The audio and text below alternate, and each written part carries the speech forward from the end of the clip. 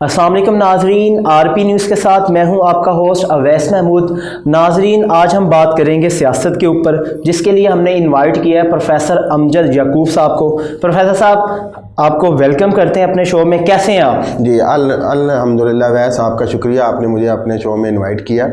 ठीक है, और जी थैंक यू सो मच, आपने हमारे शो के लिए आपने वक्त निकाला है। प्रोफेसर साहब, सबसे पहले तो हमें ये बताएं कि सियासत का अब जो एक नया मोड़ निकल आया पाकिस्तान का, आप इस मोड़ को क्या देखते हैं और इस टाइम पाकिस्तान के अंदर किस किस्म की सियासत हो रही है, हमें थोड़ा सा ब्रीफ करेंगे। सर, ये हमारे मुल्क में जो अब सियासत जिस डगर पे जा रही है और जिस मोड़ पे ये सियासत निकल चुकी है, ये बड़ा एक कॉम्प्लिकेटेड सा मोड़ है। हम देखते हैं कि हमें कोई भी पार्टी ऐसी नहीं नज़र आती जिसको हम कहें कि जो मेजर्स पार्टीज़ हैं वो गवर्नमेंट में ना हो। अब हम पीटीआई को देखते हैं। अब पीटीआई इस दौर की, जैसे हम पार्टी कह रहे हैं, एक इनकलाबी पार्टी बनकर सामने आई है, लेकिन प्रॉपरली हम पीटीआई को भी अपोजिशन पार्टीज़ नहीं कह सकते, क्योंकि ये हमारा जो पाकिस्तान है, इसका जो मेन प्रोविंस है वहाँ पर पीटीआई की गवर्नमेंट है। उसके बाद पीटीआई की केपीके में भी गवर्नमेंट है, और जो पीडीएम की पार्टीज़ हैं वो इन सूबों में तो चले अपोजिशन में है, लेकिन मेन फेडरल में वो गवर्नमेंट में बैठे हैं। और आपको पता है कि डोमेस्टिक लेवल पे इसमें कोई डाउट नहीं है कि प्रोविंस की जो गवर्नमेंट्स होती हैं उनको ज़्यादा एज हासिल होता है, लेकिन आपका जो मुल्क की रिकॉग्नाइजेशन होती है वो इंटरनेशनल लेवल पे होती है। आप ये नहीं कह सकते कि पीडीएम की गवर्नमेंट 25 किलोमीटर पे है। नो, वो 25 किलोमीटर पे नहीं है, वो रिप्रेजेंट कर रहे हैं पाकिस्तान को एज अ होल। अच्छा, तो इसमें मैं आपसे जैसा अब ये पूछना चाहूँगा कि क्या ये साल इलेक्शन का साल है? क्योंकि हमें बहुत सी चीज़ें सुनने में आ रही है कि आया इलेक्शंस होंगे या नहीं होंगे। इस इलेक्शन की दौड़ में मेरे ख्याल से अवाम पिस रही है। इसमें अवाम का क्या किरदार है अगर इलेक्शंस होते हैं तो? पहले तो आपकी बात यह है कि जो आपका क्वेश्चन बन रहा है उसका आंसर ये कि क्या ये इलेक्शन का साल है? ये तो है, ऑफिशियली ये इलेक्शन का साल है, लेकिन ये वो साल नहीं है कि आप ये कहें कि मार्च और अप्रैल में इलेक्शन होंगे। अगर इलेक्शन ज़्यादा से ज़्यादा भी जल्दी हो इसी साल में होंगे, लेकिन ये अक्टूबर नवंबर से पहले इलेक्शन होते दिखाई नहीं दे रहे। बाकी रहेगी अवाम इसमें क्या कर सकती है? तो ये हमारे मुल्क के सिस्टम की एक बदकिस्मती है कि अवाम कुछ भी नहीं कर सकती। ये बहुत ही हमारे ना एक हमारा फिनोमिना है, हमारा हिस्ट्री बैकग्राउंड भी यही है। अब देखें, इमरान खान तकरीबन 6 से 7 माह से कह रहे हैं इलेक्शन कराओ, इलेक्शन करो। क्या इलेक्शन हो रहे हैं? नहीं हो रहे। क्या अवाम ने क्या उसको कि हाँ, ये है कि अवाम का आप हिस्ट्री में देखें तो अवाम ने कभी ऐसा, हमारे मुल्क में ऐसा मोड़ नहीं आया कि अवाम के कहने पर या किसी प्रोटेस्ट के कहने पर इलेक्शन हुआ हो। इलेक्शन होते हैं एक मुक्तदरा के फैसले पर, वो उस मुक्तदरा का सबको पता है वो मुक्तदरा क्या है। अभी भी जैसे रिसेंटली चौधरी परवेज लाई ने एक इंटरव्यू दिया, उसमें चौधरी परवेज लाई ने साफ क्लियर कट ये बात कर दी कि वो नहीं चाहते कि इलेक्शन हो, वो चाहते हैं कि इलेक्शन अपने टाइम पर। अच्छा, मुझे एक सवाल है, जनरल क्वेश्चन है, सिंपल सी बात है। जब हम इक़्तिदार में होते हैं, कोई भी पार्टी है, तो उसकी बातें कुछ और होती है, वादे कुछ और होते हैं, ठीक है, कमिटमेंट कुछ और होती है। जब जैसे ही वो ओपोजिशन में आते हैं तब उनका तमाम रवैया, तमाम लहजे बदल जाते हैं। आप देख लें, चाहे कोई भी पाकिस्तान की तारीख में कोई भी ऐसी पार्टी नहीं है कि जब वो ओपोजिशन में आती है उसने ये ना कहा हो कि मैं जब गवर्नमेंट में थी तो मेरे साथ ये मतलब कि रवैया था, फौज का रवैया था, एस्टेब्लिशमेंट का ये था, या मेरे पास अथॉरिटी नहीं थी। ये ऐसा क्यों कहते हैं तमाम पॉलिटिशियन? ये आया क्या, या एक जमात कहती है या एक पॉलिटिशियन कहता है? जैसे खान निकला, उसने कहा कि मेरे साथ खिलाफ जी रजीम चेंज हुआ है। मेरे ख्याल से ये सारे हिस्ट्री में चलते हैं। आपकी इसमें माहिराना तजज़िया क्या है? देखें, अगर हम न्यूट्रल बेस पर इसका एनालिसिस करें और आपकी बात का आंसर दें तो ये आपके क्वेश्चन का यही रिप्लाई बनता है कि हमारे मुल्क में बदकिस्मती से हर सियासतदान ने जो नैरेटिव बनाया वो नैरेटिव नहीं था, वो एक चूरन था जो उसने बेची और अवाम ने वो चूरन खरीदी। एग्जैक्टली। अब जुल्फ़िकार अली भुट्टो को देख लें, रोटी कपड़ा मकान, क्या मिल गया रोटी कपड़ा मकान उनके गवर्नमेंट में? ठीक है, उन्होंने कई चीज़ों पे उन्होंने ओवरकम भी किया था, लेकिन हमारे जो पॉलिटिकल पार्टीज है ना, वो लाइक तो डेमोक्रेट सिस्टम करती हैं कि डेमोक्रेसी रहे, लेकिन वो इक़्तिदार की हद तक। पहले तो वो डेमोक्रेसी अपनी पार्टीज में भी नहीं लेकर आते।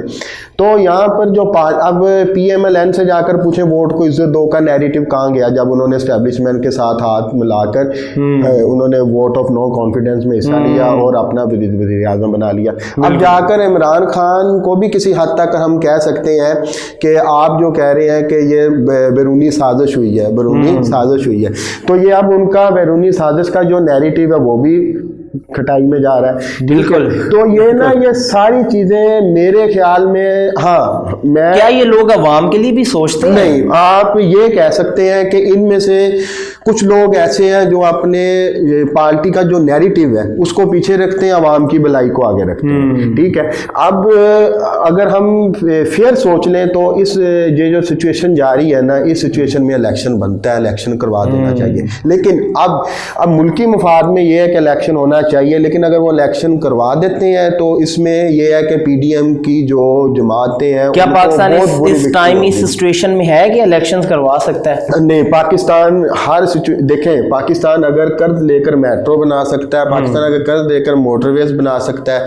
पाकिस्तान अगर कर्ज देकर बड़े बड़े प्रोजेक्ट्स कर सकता है, तो पाकिस्तान इलेक्शन भी करवा सकता है। ये मैंने इस वजह से आपसे प्रोफेसर साहब ये सवाल इस वजह से पूछा क्योंकि एक चीज़ है जो सोशल मीडिया के प्लेटफॉर्म पर सर्कुलेट कर रही है कि पाकिस्तान डिफ़ॉल्ट हो चुका है, लेकिन हमारी जो गवर्नमेंट है हमें इस चीज़ को रियलाइज़ नहीं करवा रही। क्या ये बात, इस बात में कितनी सदाकत है? आप अपना ज़रा इसमें थोड़ा सा एक्सप्लेन। अल्लाह ना करे कि हमारे मुल्क में वो सिचुएशन आए कि हम डिफॉल्ट हो जाए, लेकिन इसमें ये, अच्छा, ये मैं आपकी बात को, सॉरी टू इंटरप्ट, ये दरअसल मैं एक पीटीआई के एक पॉलिटिशियन है, नाम नहीं मैं लेना चाहूँगा, उन्होंने ये साफ अंदाज में किसी एक बड़े शो में बैठकर कहा कि डिफ़ॉल्ट होना क्या होता है। अभी श्रीलंका डिफ़ॉल्ट हुआ तो क्या वो कंट्री बंद होकर रह गया? हमें ये समझाया कि डिफ़ॉल्ट होता क्या है, मतलब क्या ऐसी सिचुएशन बनती है डिफ़ॉल्टर जब कोई भी कंट्री करार दे दिया जाता है तो इकोनॉमिकली उसके क्या इफेक्ट्स पड़ते हैं जो वहाँ पे जाते हैं? सो सिंपल, पहले तो हमें ये देखना आप डिफॉल्ट कहते हैं किसे।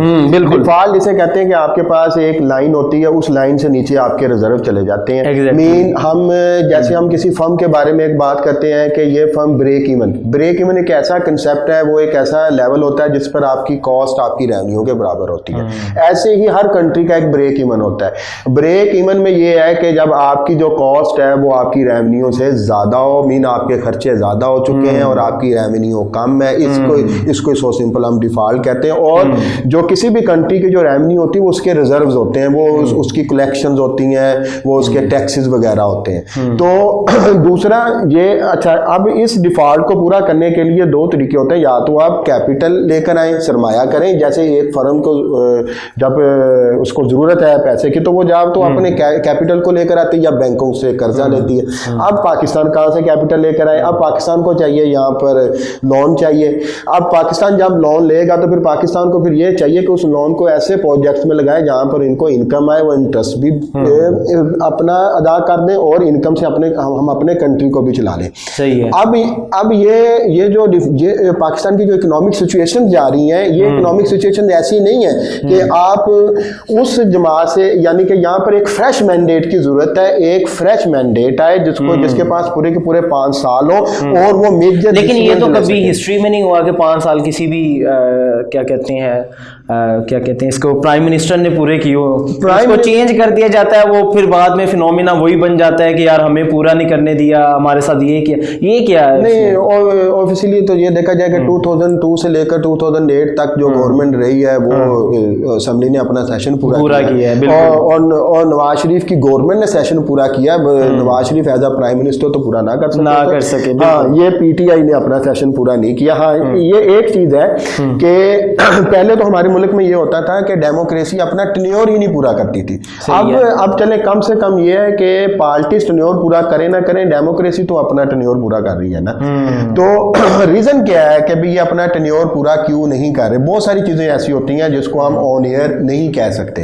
हमारे मुल्क में एक ऐसा पॉइंट है जिसको हम मुक्तदर्रा कहते हैं, जिसको हम एस्टेब्लिशमेंट कहते हैं।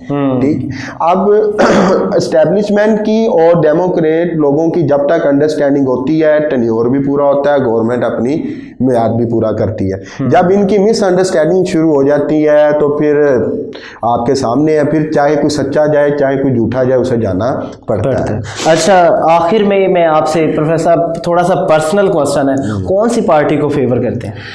अगर ये तो आपने बात कर दी है कि मैं ये थोड़ा सा पर्सनल क्वेश्चन पूछ लिया, अगर आप आंसर देना चाहेंगे तो well and good, otherwise personal मेरे ख्याल में है कि इमरान खान बेस्ट है। अच्छा, वो ठीक ठीक है। चल रहा है आपके मुल्क के लिए, लेकिन इमरान खान साहब को ये बात हकीकत मान लेनी चाहिए कि आप एस्टेब्लिशमेंट के साथ पूरा नहीं उतर सकते, ठीक है।